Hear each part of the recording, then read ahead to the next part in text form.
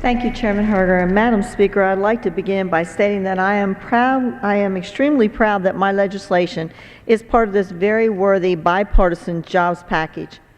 Congress can and should work together to find common ground and forward solution-based legislation like what we are considering right here.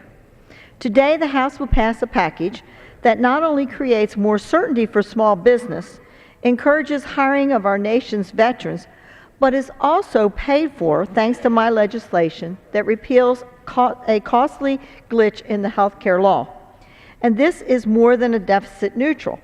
This legislation will save billions of dollars. I've spoken on the floor of the House previously about my cost-saving legislation that is now part of this package. When the Affordable Care Act was passed, few realized that this legislation contained a loophole that would allow middle-class Americans to receive Medicaid benefits.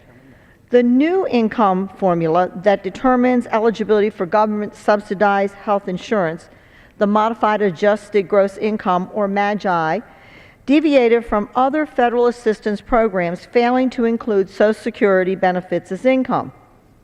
Under the health care law, a married couple with an annual income of over $60,000 could qualify to receive Medicaid benefits. Let me put it in more stark terms. Changing the income formula could result in individuals whose incomes are up to 400% of the poverty level receiving Medicaid. This is unacceptable. I very strongly believe that it is our duty to ensure that the very scarce Medicaid resources are there for those in most need. Again, let me state that the Affordable Care Act income formula for Medicaid, CHIP, and exchange subsidies deviated from the eligibility requirements for other federal assistance programs. Supplemental Social Security income, supplemental nutrition programs known as food stamps, temporary assistance for needy families, and public housing all include the entire Social Security benefit as income.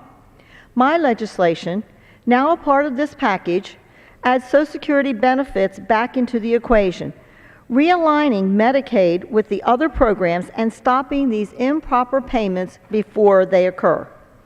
Closing the loophole in Medicaid will save $13 billion over 10 years, according to the Congressional Budget Office.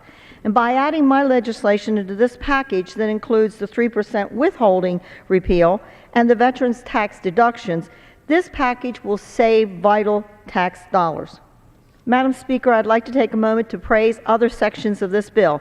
And on the heels of Veterans Day, I cannot think of a better time for Congress to step forward and help our veterans get to work. As a wife, mother, and daughter of veterans, I know how important it is that we support those brave men and women who fought for our country. I yield an additional minute. Gentlelady is recognized. Thank you. I hope that this bipartisan, bicameral veterans legislation is just the beginning of more veterans bills getting passed by Congress. Veterans who return home to us and seek work should be able to find it. With our economic recovery sluggish at best, my colleague, Mr. Herger's 3% withholding repeal will go a long way to create more certainty for small business. Taxing business at 3% is something we cannot afford, and I look forward to this legislation and the entire package of being signed into law by the President as soon as possible. We should not have to wait for these common sense, bipartisan solutions to go into effect. Thank you, Madam Speaker, and I yield back the balance of my time.